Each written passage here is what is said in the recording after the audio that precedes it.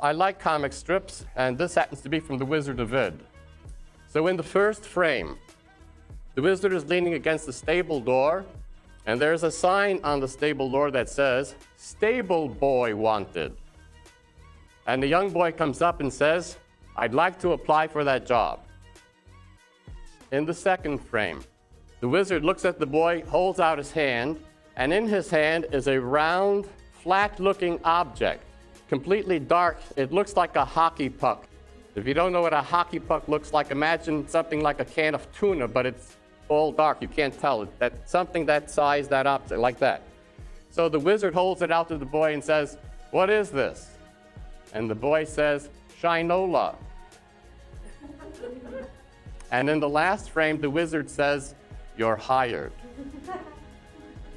So I heard, about 10 people laugh.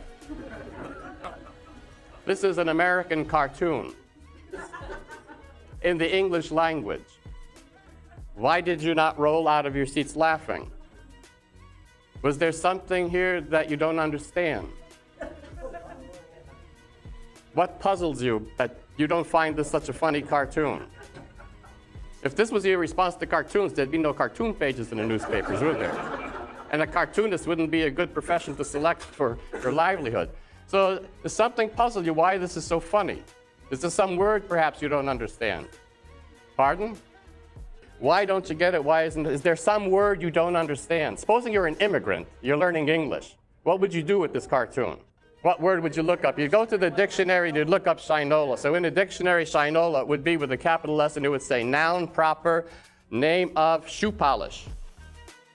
Brand name of shoe polish. Now, does that make the joke any funnier? That helps you understand. Yes, what cartoons illustrate, they are an example of what is called high context literature. High context literature. High context literature, like the Japanese language is a high context language, doesn't require footnotes.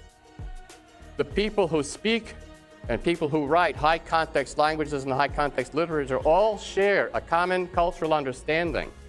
And you don't have to explain anything to anybody. To make an immediate contrast with this, English language and American culture in general is low context. Do you have a credit card? Did you ever look at your credit card agreement? Even if you use glasses and read all the fine print, do you understand all the fine print? Even if you were an attorney and could find a loophole and spend an hour working through that loophole to your advantage, you could be sure within the hour that their attorneys would block it. That's low context. Mortgage, bills of sale, these are low context documents. So the Bible is a high context document. By the way, to finish that cartoon, who wants to explain it to those who didn't get it? Now that you're going out into the world, there's something you should know. You see that? Yeah. That's shit. And this, Shinola. Shit. Shinola. Son, you're gonna be all right. What town are you gonna try for first? Yes. So I grew up in Brooklyn, New York, and in Brooklyn, if you wanted to tell somebody how dumb they were, "Boy, are you dumb? You're really dumb. God, you're so dumb. How dumb are you?" As Johnny Carson's sidekick used to say, "How dumb is he?" Well, he's so dumb he can't tell Shinola. So that's what you need to know. In other words, the author or the composer or the artist who draws cartoons can expect that the audience can supply whatever is needed. So the people who wrote this book, which we call the Bible, are expecting that the readers will supply whatever is needed.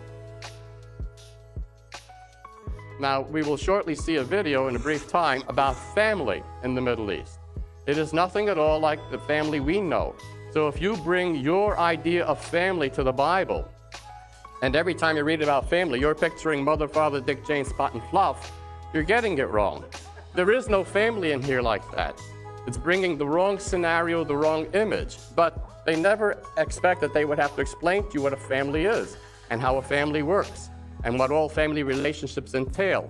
So that's why this is a high context document, and it requires that the reader be a respectful reader to the author and bring the appropriate scenario.